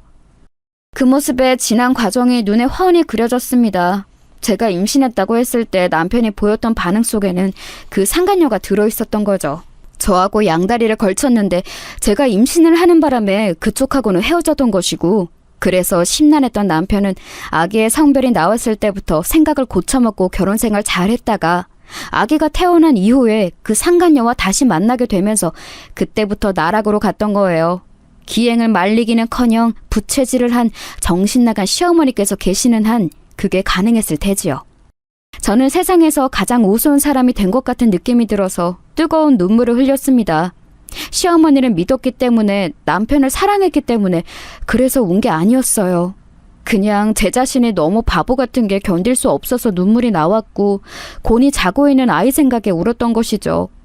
그런데 그걸 잘못 받아들인 것인지 시어머니께서는 저를 보며 혀를 끌끌 차셨는데 그 눈빛이 마치 그래봤자 떠난 남자만 못 잡는다 라고 말씀하시는 것 같았습니다. 그러더니 남편의 부축을 받으면서 가버리셨어요. 시어머니를 모셔다 드리고 금세 올 줄 알았던 남편은 바로 안 돌아왔습니다.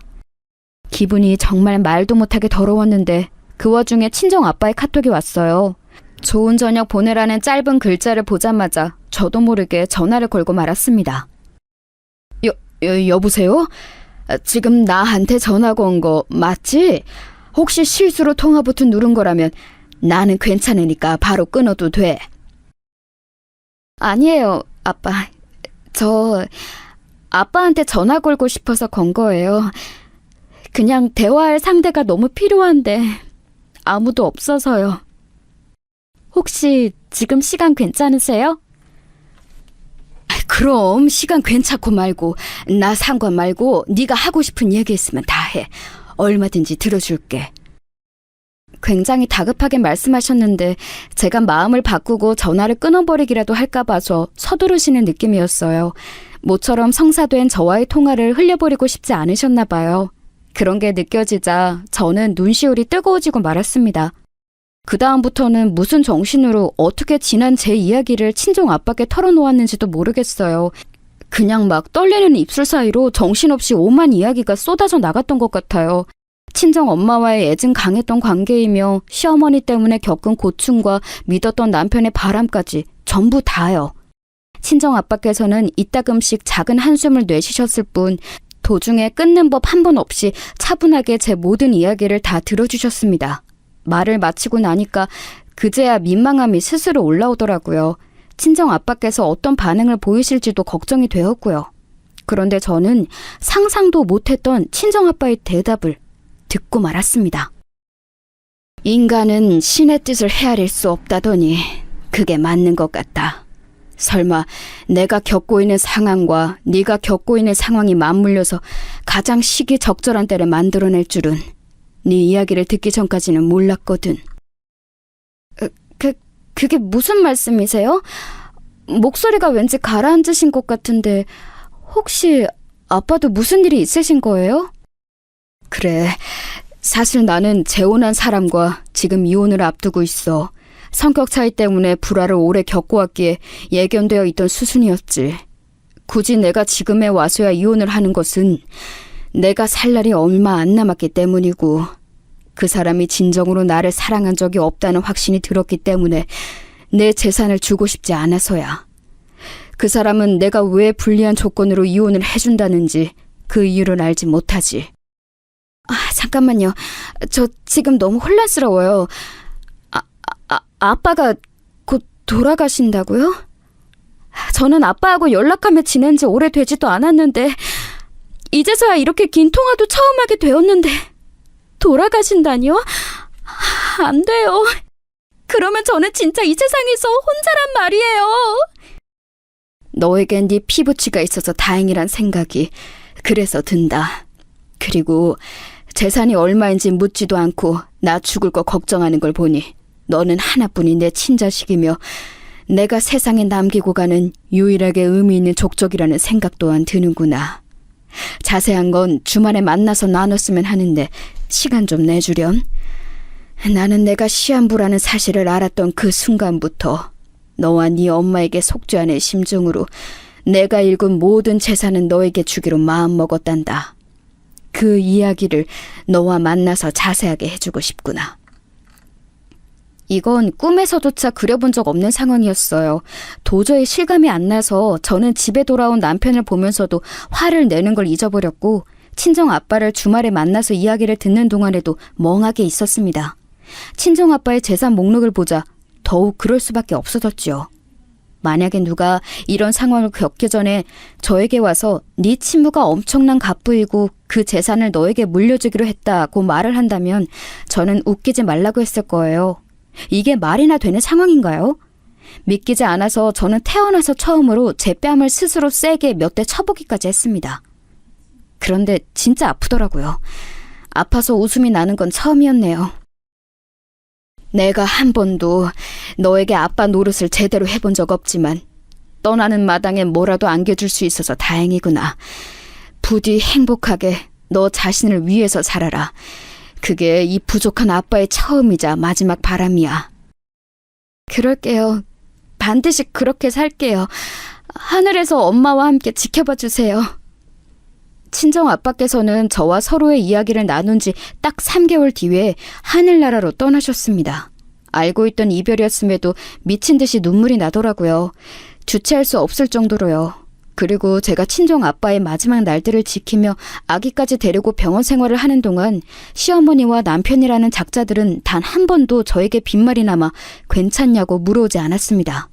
마치 제가 정신없는 이때가 아주 좋은 기회라고 여기는 듯 되려 저하고 쓱 멀어지더군요. 저는 그렇다 칩니다. 그런데 아기마저 무시하는 건 무슨 정신나간 처사인가요? 갈수록 바닥만 보여주는 작자들에게 저는 치가 떨렸네요. 심지어는 친정 아빠의 장례식장에 오지도 않았습니다. 집에서도 보이지 않고 전화도 안 받고 카톡도 안 보는 남편에게 저는 오만정이 다 떨어져 버렸죠. 이악 물고 친정 아빠의 영정 앞에서 재차 맹세했어요. 저를 위해서 살겠다고 말이에요. 장례식장에서 저는 친정 아빠께서 남기고 가신 인맥들을 접할 수 있었어요. 거의 다 전문직 종사자들이셨는데 전부 다 저에게 명함을 주시더군요. 친정 아빠께서 어떻게 살아오셨는지 세세한 게 그제서야 궁금해졌는데 장본인에게 질문할 수가 없으니 가슴이 허했습니다. 있는 체력 없는 체력 다 끌어서 끝마친 친정 아빠의 장례식. 곤히 잠든 아기까지 등에 업고 집에 돌아왔을 때 저는 심장이 철렁했어요. 신발장에 젊은 여자 구두가 있었고 시어머니의 신발도 보였습니다. 조심스레 현관에서 가까운 작은 옷방에 아기를 눕혀두고 저는 거실로 향했죠. TV 앞에 앉아서 좋은 시간을 보내고 있던 시어머니, 남편, 그리고 상간녀가 어리둥절한 눈으로 저를 동시에 쳐다봤습니다. 남편이 입가에 묻은 튀김가루를 털면서 말을 하더군요. 당신 벌써 왔어? 내일 오는 거 아니었어? 그런 줄 알았는데? 오랜만이다. 이 짐승 같은 놈이 연락 두절이더니 이렇게 얼굴 보기가 원래는 쉬운 거였구나. 저기 그쪽은 누구세요? 혹시 양친 멀쩡히 계시고 대기업에 종사하시며 이 망할 놈하고 옛날에 만났었다가 지금은 뻔뻔한 상간녀이신 그분이신가요? 저는 곧바로 상간녀를 저격했습니다. 딱 봐도 제 또래인 그 상간녀, 얼굴만 보면 평범한 인상이라서 더욱 소름 끼쳤어요. 차라리 여우 같은 인상이거나 섹시한 여자였다면 기분이 덜 나빴을지도 모르겠네요. 너무 평범해서 기분이 더럽더군요. 그런 주제에 애딸린 유부남과 놀아난다는 게 황당할 따름이었습니다. 상간녀가 헛기침을 하면서 슬쩍 고개를 피하는 모습도 너무 얄미웠는데 제가 인상을 확 쓰니까 그때 시어머니께서 나셔섰죠. 이제 이쪽은 우리 집안 새며느리가 될 사람이고 너는 나갈 사람인데 굳이 얼굴 붉혀서야 되겠니? 너도 눈치가 있다면 이혼하자는 분위기인 거 알 거 아니야. 우리가 괜히 네 아비 장례식에 안 갔겠어? 이게 다 너에게 여지를 안 남겨주려고 네가 혹시 미련 가질까 봐 우리가 냉정하게 군 거지. 너무 섭섭해 말아라. 너는 원래부터 잘못 끼워진 단추였을 뿐이야. 이제 모든 게 제자리를 찾아간다고 생각을 해. 한 가지 궁금한 게 있는데요. 그런 말씀하시면 스스로 안 부끄러우세요? 안 민망하세요? 나이를 허투루 먹었다고 스스로 광고하시는 꼴인데 뻔뻔하게 말씀 잘하시는 거 보니까 신기하네요. 이런 독특한 엄마 정도는 돼야 우유부단하고 정신 빠진 아들놈 낳아서 키우는가 봅니다. 뭐야? 말 다 했어? 신랄하게 비꼬는 거 보니까 너는 역시나 글러먹었어. 애 생각해서 상식 전에 양육비는 매달 보내주기로 했다. 감지덕지하면서 애 잘 키우고 살아라. 행여나 돈 관리 못해서 우리한테 구질구질하게 매달릴 생각은 애당초 말고. 알았니? 저희 아빠 돌아가셨다는데 연락 안 되는 꼬라지 때문에 제가 기가 막혀서. 안 그래도 지인분께 부탁드려서 이혼서를 준비했어요. 마침 상간녀까지 다 모인 마당에 당장 여기에다가 도장받고 싶네요. 저는 그렇게 말하며 가방을 뒤져 서류 파일을 꺼냈습니다. 이혼 서류 정말로 준비하고 있었거든요. 그걸 보자 남편은 당황한 표정을 했어요. 그래서 더욱 꼴배기가 싫었습니다. 제가 코웃음을 쳤더니 시어머니께서 발끈하시며 남편을 채근하셨고 그 덕분에 저는 바로 도장을 받아낼 수 있었어요. 그 다음부터는 이제 친정아빠의 이혼을 맡으시기도 했던 어느 변호사분의 도움을 받을 작정이었습니다. 없는 품위를 찾으며 계속 고개를 돌리고 있는 상간녀, 복잡한 표정의 남편, 표독스러운 시어머니 얼굴까지 천천히 둘러본 제가 씩 웃으며 말했어요. 속이 다 시원하네. 앞으로 댁들이나 나한테 구질구질하게 매달릴 생각하지 마세요. 어차피 차차 알게 되어버릴 테니까 미리 밝히자면 돌아가신 우리 아빠 나한테 남기고 간 유산만 70억이에요. 어디 감히 누구 앞에서 양육비니 돈 관리니 이딴 소리를 들먹여? 별 희한한 코미디를 다 보겠네, 참나. 70억이라니? 당신 그게 무슨 말이야? 장인 어른께서 사업하셨단 말만 얼핏 들었을 뿐 재력가라는 얘기는 나 못 들었었는데? 이제 와서 장인 어른이라고? 스스로 민망해할 줄도 모르는 건 모전자전이구나. 2번 다시 나한테 연락하지 마. 할 얘기 있으면 변호사 통해서 해. 내일 날 박는 대로 변호사 연락 받을 테니까. 알았어? 애 딸린 남자한테 끌리는 정신병자 같은 저 여자하고 새 출발해서 잘 살아. 성격 지저분한 네 엄마 간수는 잘하는 게 좋을 거야. 이혼 2번은 좀 너무 그렇잖아? 저는 피식 웃으며 돌아섰고 제 물건 몇 가지만 얼른 챙겨서 아기 데리고 집을 나왔습니다.